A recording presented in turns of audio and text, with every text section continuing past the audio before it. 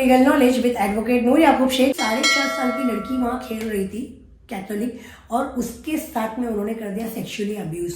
एक 9 साल का बच्चा, मस्जिद का नाम है उस्मानिया मस्जिद, कोंडवा मीठा नगर के अंदर, वहां पर 9 साल के बच्चे के साथ किसी यूसुफ नामी मौलाना, जो कि कोंडवा के ही रहने वाले हैं और मस्जिद के वो रहनुमा भी थे, मतलब जो भी केयर टेकर होंगे, ये मौलाना यूसुफ और मौलाना रहीम, ये दोनों उन छोटे छोटे बच्चों को अब्यूज करते थे। सेट में वो केस पेंडिंग है। मौलाना रहीम को बेल नहीं मिली थी, सारे बच्चे अपने अपने घर भेज दिए गए हैं। तो देखिए कितना माहौल खराब है। मतलब तो इन चीजों के लिए वजह कौन है? वो माँ बाप जो अपने बच्चों पे ध्यान नहीं देते। बच्चे एक सोशल इश्यू है बहुत बड़ा। तो आप समझ रहे मैं आपको क्या बोलना चाह रही हूँ, पॉक्सो क्यों होता है और इससे हम कैसे बच सकते हैं। दूसरा, अभी मैं आपको सबसे पहले बताऊंगी पॉक्सो के एग्जाम्पल्स जो हमारे पूना के ही है, बाकी तो आप छोड़ दो, और पूना के भी है, लेकिन मैं आपको कुछ रिसेंट बताऊंगी, एकदम रिसेंटली। अभी 25 दिसंबर की नाइट को हड़पसर के रहने वाले एक पुलिस ऑफिसर की ड्यूटी लगी थी लोनावाला में, और उन्हें वहां पर एज अ वो हेड कांस्टेबल थे। इस प्लेस से पब्लिक ज्यादा होगी तो मैनेज नहीं हो पाएगा, इसलिए उनकी ड्यूटी वहां लगी थी कुछ ऑफिसर के साथ। एक 4.5 साल की लड़की वहां खेल रही थी कैथोलिक, और उसके साथ में उन्होंने कर दिया सेक्सुअली अब्यूज। अब उन्हें अरेस्ट भी कर लिया गया, उनके ऊपर पॉक्सो की FIR भी हुई। तो देखिए ऐसा नहीं कि मुस्लिम नॉन मुस्लिम, यहाँ आप ना मुस्लिम नॉन मुस्लिम का एंगल बिल्कुल छोड़ दो।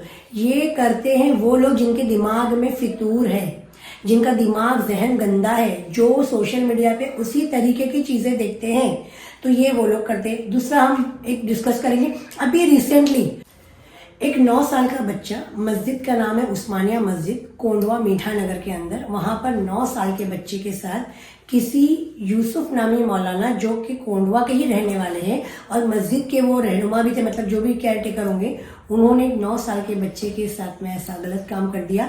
उनके ऊपर FIR रजिस्टर हो गई। बच्चा घबरा कर अपने घर गया, अपनी माँ को चीजें बताई, माँ और मामू मिलकर FIR किए। जिस दिन ये FIR हुई मैं वहीं कोंडवा पुलिस में ही थी और मैं ये सब देख रही थी। अब बताइए, मतलब वो तो आदमी भाग गया, वो तो पकड़ा नहीं जाएगा।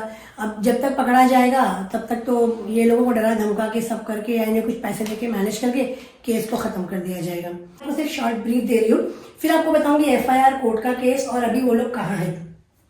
तो हम हमारी स्टोरी पे थे, तो उन 2 बच्चों ने बताया कि किस तरीके से मौलाना यूसुफ और मौलाना रहीम, ये दोनों उन छोटे छोटे बच्चों को अब्यूज करते थे सेक्सुअली, मतलब उनके साथ वो सारी हरकतें करते।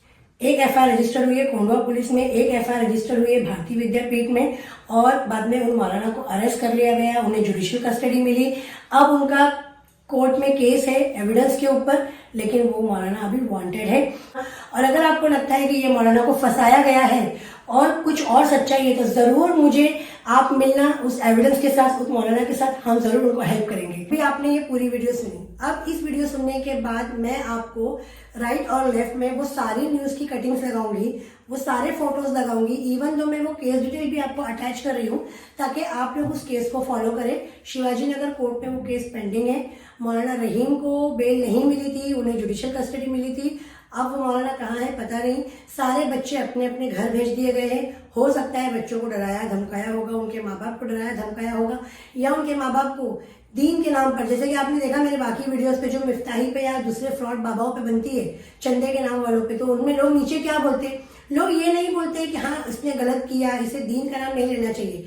देखिए इन लोगों का ना दीन से दूर दूर तक कोई भी नाता नहीं है, क्योंकि ये लोग हैं इब्लीस की औलादें, शैतान की नस्ल के लोग हैं। इन लोगों ने सिर्फ इस्लाम का लबादा ओढ़ लिया है और ये लोगों को ठग रहे हैं। अब ये किसी भी तरीके से ठग हो गया, मदरसे के नाम पर बच्चों को ला रहे हैं, वहाँ सेक्सुअली अब्यूज कर रहे हैं, फिर चंदा मांग रहे हैं, अपने अकाउंट में डाल रहे हैं, 60% खुद रख रहे हैं, 40% मदरसों को दे रहे हैं, वहाँ डील करके वीडियोस बना रहे हैं। फिर अगर आप देखेंगे तो जगहों पर कब्जा कर रहे हैं। इसके बाद मैं एक वीडियो बनाऊंगी जिसमें एक FIR और रजिस्टर हुई है, जिसके अंदर वक्फ की जमीन पर 7 लोगों ने कब्जा किया, एक काजी फैमिली ने, और जब वक्फ का रिप्रेजेंटेटिव पब्लिक ऑफिसर वहां पहुंचा तो उसे मारा, उसे जान से मारने की धमकी दी। जी हाँ, हमारे कोंडवा में ये हुआ है, सर्वे नंबर 48 के अंदर।